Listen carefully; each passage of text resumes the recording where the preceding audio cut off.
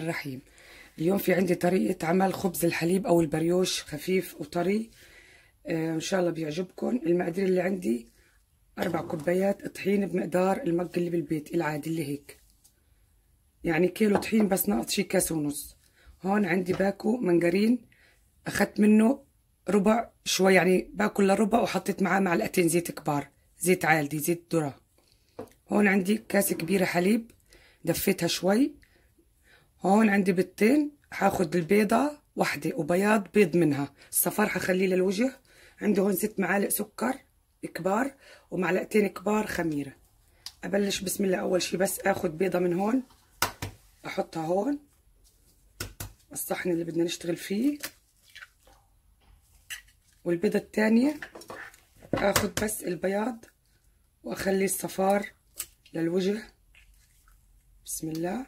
هاي خلي الصفار للوجه لما نشتغل بالعجينة. هلا شوي شوي حط السكر، الحليب. الحليب طبعا مش كله هحطه، هحط اول شي نص الكاسة،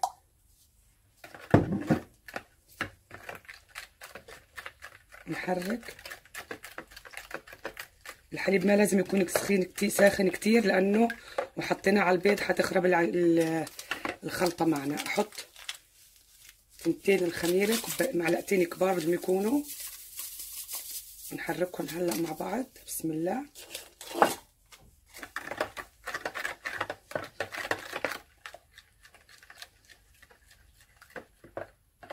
هلا بدي احط الطحين بسم الله مرة واحدة، لأن الطحين منخول طبعا، واحط الزبدة وابلش اعجن بالعجينة. هلا بدي اشوف القوام تبعها لما اعجنها، لانه حطينا الحليب وخلينا شوي منه. بسم الله. العجينة بدها تكون شوي طرية عنا، ما لازم تكون شادة. هاي بسم الله. ممكن تزودوا المقدار تضعفوه انتو، هذا بيرجع لكم. انا عملت مقدار بسيط. هاي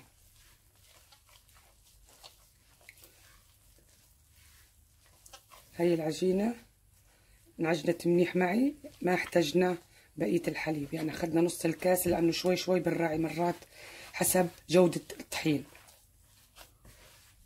لانه يعني في طحين بنشرب وفي طحين على طول بياخد المواد السائلة.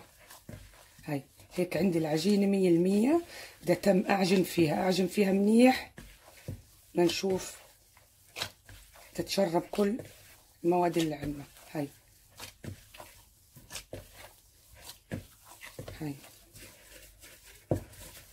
بضل اعجن فيها اقل شي 5 دقايق.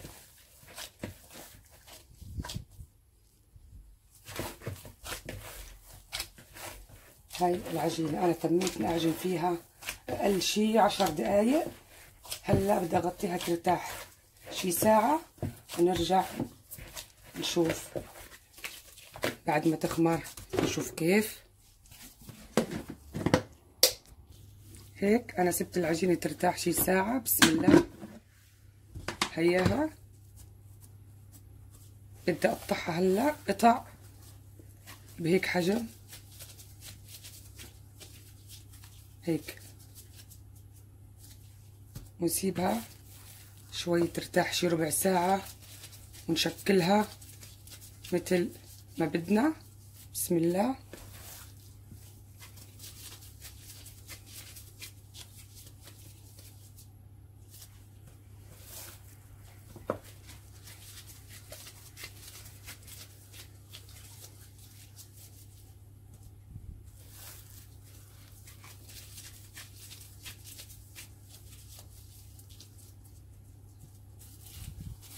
هيك قربها شوي.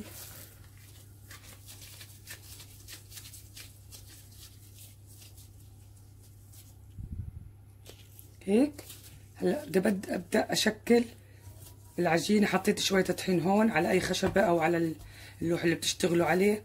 طبعا انا ما بدي اشتغل بالمرقه، فيكم ترقوها، بس العجينه انا شايفاها كتير منيحه وطريه. هي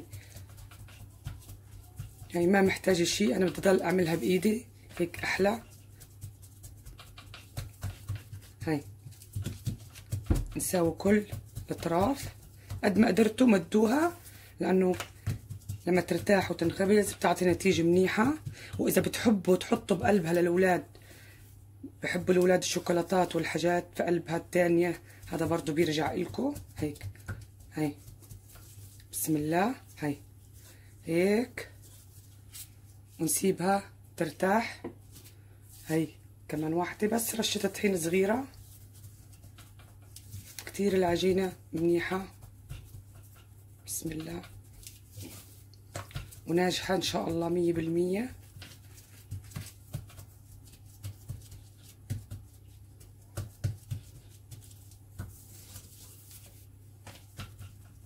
هاي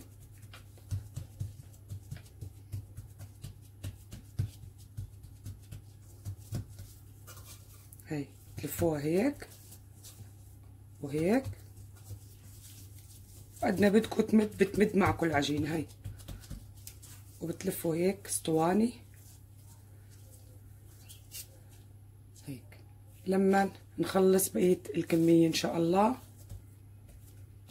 هيك أنا لفيتها كلها، بدي أسيبها لما تخمر ويتضاعف شكلها ونشوف كيف، وبعدين بنحطها بالفرن. بدي أغطيها نشوف أقل شي ساعة لما يتضاعف حجمها وتخمر منيح، وبنشوف كيف بنرجع لها. هي أكتر من ساعة، هي تخمرت عنا وتضاعف حجمها. وهلأ هون جبت في عندي، هون جبت عندي صفار البيضة، حطيت معاه معلقة حليب صغيرة وشوية نسكافيه على أساس السنخ تبع البيض لما احطه على النسكافيه. وممكن في ناس ما بتحب البيض، ممكن بس يحطوا شوية حليب وزيت برضو بتعطي لون. هاي بسم الله بدي ادهنهم كلهن، وانا حميت الفرن على 180 درجة، وكل واحد حسب الفرن اللي عنده طبعا. هاي شكلهم هيك بسم الله، كلهم ادهنهم.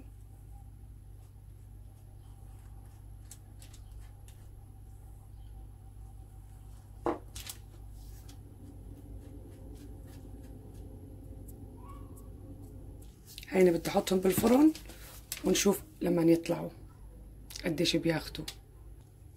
هيك هياتهم طلعوا من الفرن، اخدوا معي شي 25 دقيقة بس اسا سخنين. هياتهم كتير كتير طرايا بيطلعوا، شكلهم بشهي. نقدمهم هلا بالصحن ونشوف كيف. هيك صاروا جاهزين عنا الخبز اللي بالحليب او البريوش.